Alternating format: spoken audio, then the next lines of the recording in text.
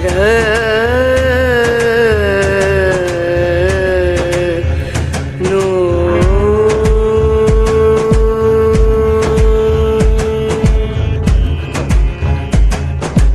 राधे, जय माता की भक्तों।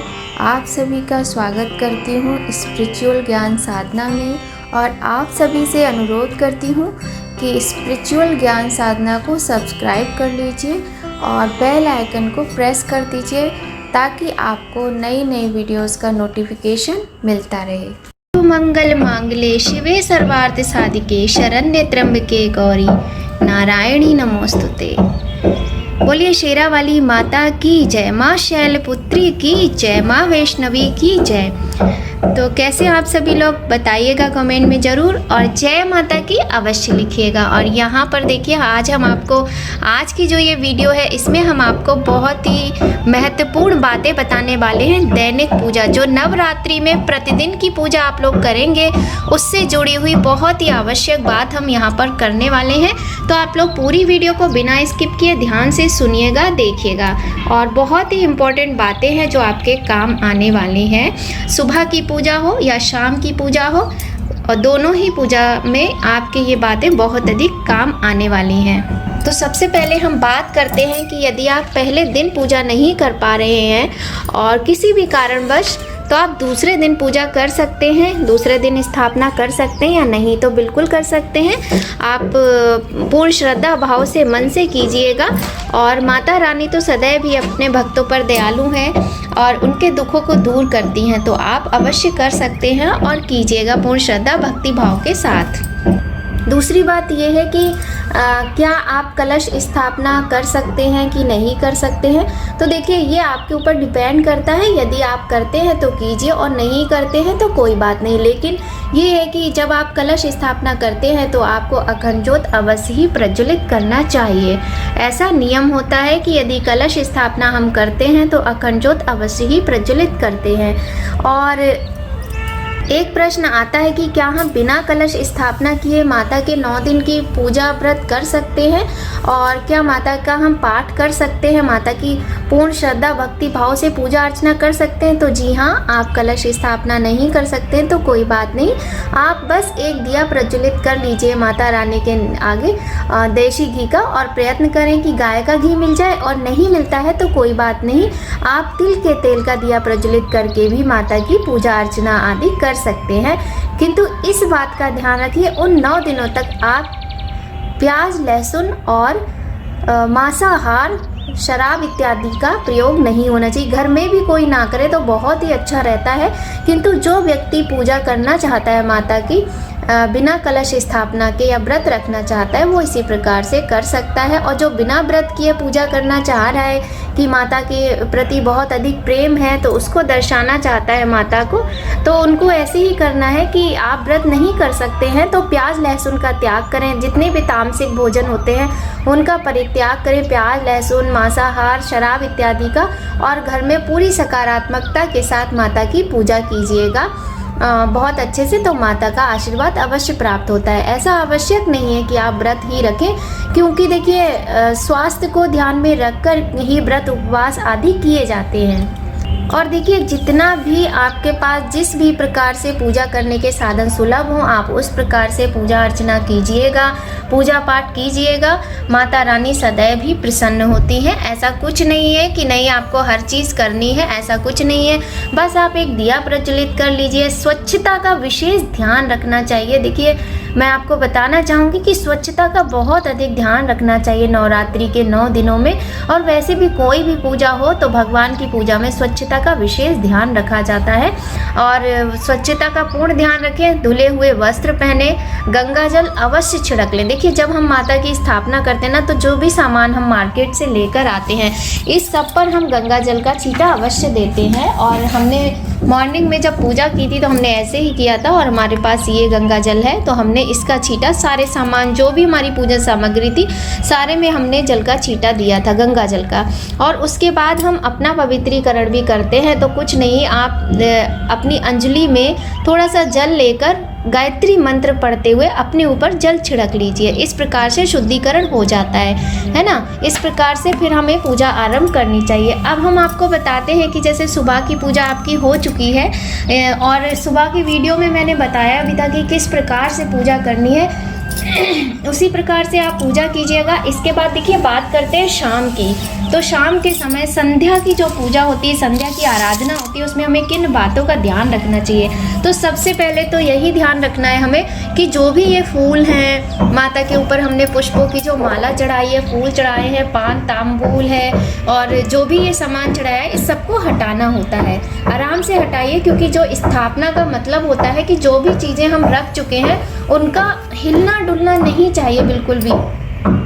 जब आप पूजा की चीज़ों को स्पर्श करें तो उनको हिलाना नहीं होता है, बिल्कुल भी नहीं हिलाना है। और आप सारी चीज़ें उठा लीजिए और भोग जब हम माता का लगाते हैं, पूजा आदि हो जाती है, तो पूजा करने के आधे घंटे के बाद हमें भोग उठा लेना चाहिए।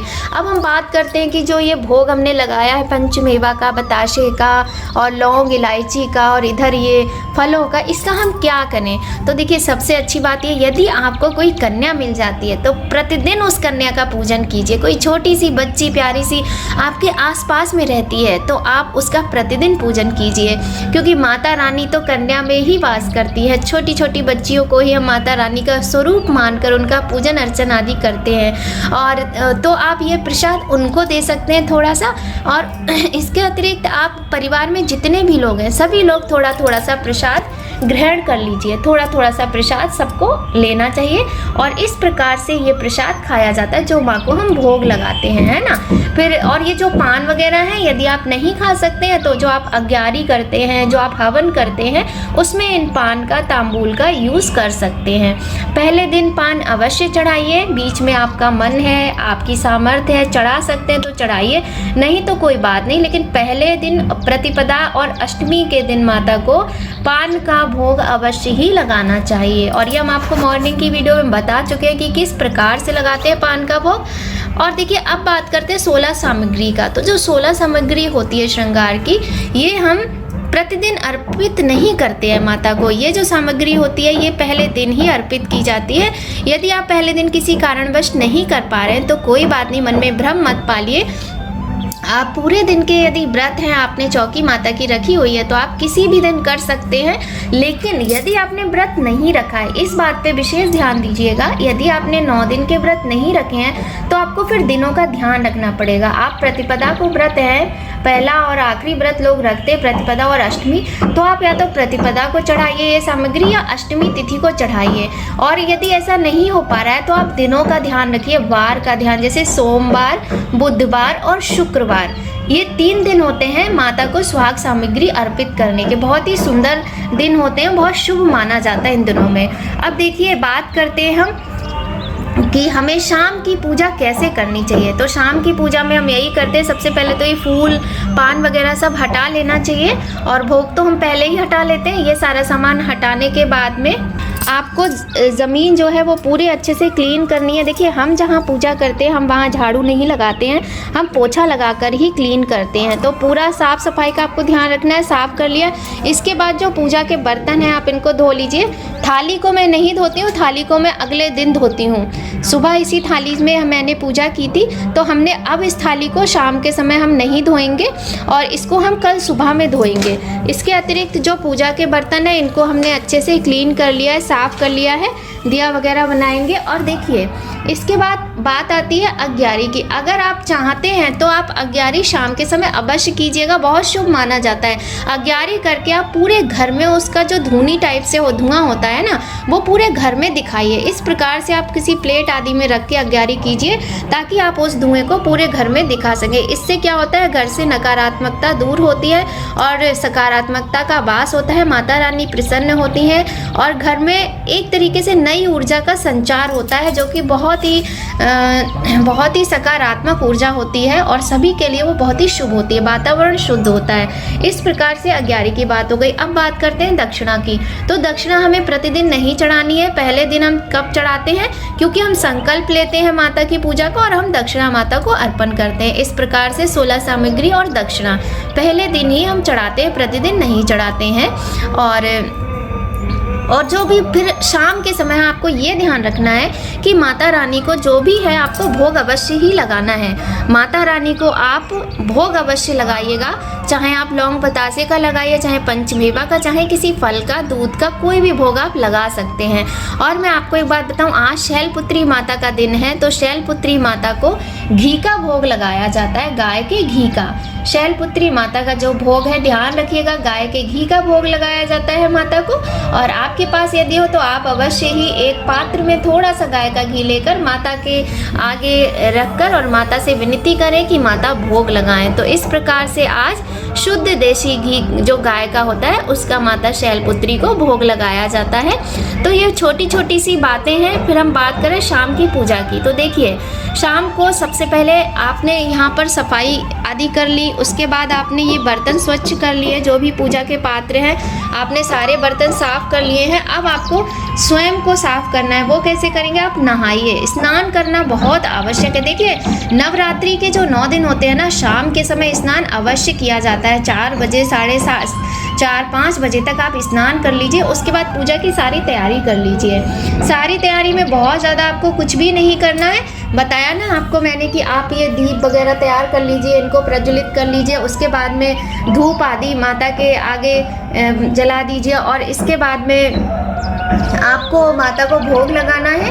और आप चाहें तो पान वगैरह आपको शाम को भी चढ़ाना हो तो पान का भोग भी लगा सकते हैं। देखिए सारे भोग हैं तो माता को पान का भोग लगा सकते हैं। और हमारे ना वीडियो में आवाज़ें चारों तरफ से आ रही हैं तो प्लीज़ इग्नोर कीजिएगा। तो इस प्रकार से शाम की पूजा होती है। इसके बाद यदि आपको कोई माला जपनी है तो माला जप सकते हैं। और देखिए माला ना इसके अंदर है मेरी रुद्राक्ष की माला है, तो रुद्राक्ष की माला सबसे उत्तम होती है। आप रुद्राक्ष की माला पर ही जाप करें। यदि आपको कोई मंत्र चाहिए हो तो आप मुझे कमेंट में बता सकते हैं। माता रानी के तो बहुत सारे मंत्र हैं, कोई भी आप मंत्र जप लीजिए। ओम दुम दुर्गाय नमः सबसे सरल मंत्र है, आप इसको जप सकते हैं और बहुत कम समय लगता है। नवार्ण मंत्र है ओम एम ह्रीम क्लीम चामुंडाई विच्चे, आप ये मंत्र का जाप कर सकते हैं। बहुत सुंदर मंत्र है, तीनों माताओं के नाम का उच्चारण हो जाता है, तो आप ये मंत्र जप सकते हैं माला पर। अगर आपको शाम को करना है और आपको कोई पाठ करना है तो आप पाठ भी कर सकते हैं। यदि आप सुबह नहीं कर पाए किसी कारणवश तो स्नान आदि करके आप शाम को पाठ कर सकते हैं। दूसरा आपको क्या करना है, पाठ करना है, माला करनी है, ये सारा करके माता को भोग अर्पित करके अपने मस्तक पर तिलक अवश्य लगाइए। आप हल्दी से कुमकुम से अपने मस्तक पर तिलक अवश्य लगाइए और तिलक लगाने के बाद ही आप पूजा आरंभ कीजिए। लास्ट में हम क्या करते हैं, लास्ट में हम आरती करते हैं माता की। तो आप पहले गणेश जी की आरती अवश्य कीजिएगा। देखिए गणेश जी का पूजन भी अवश्य होता है, गणेश जी की आरती भी अवश्य होती है। तो गणेश जी की आरती करने के बाद आप अम्बे तू है, जगदम्बे काली या फिर जय अम्बे गौरी, कोई भी आरती आप माता की कर सकते हैं। ये छोटी छोटी सी बातें थी जो हमें आपके साथ शेयर करनी थी। वीडियो बहुत अधिक लंबा हो जाएगा, बाकी बातें हम करेंगे अपनी अगली वीडियो में। तो सभी लोग अपना ख्याल रखिए। माता का आशीर्वाद आप सभी पर बना रहे। माता रानी सबके घर को, सबके जीवन को खुशियों से भर दें, सबकी झोली में खुशियाँ ही खुशियाँ डाल दें, ऐसी कामना करते हैं। और आज की वीडियो का हम यहीं पर एंड करते हैं। राधे राधे, जय माता की जयकारा लगाइए, बोलिए शेरा वाली माता की जय।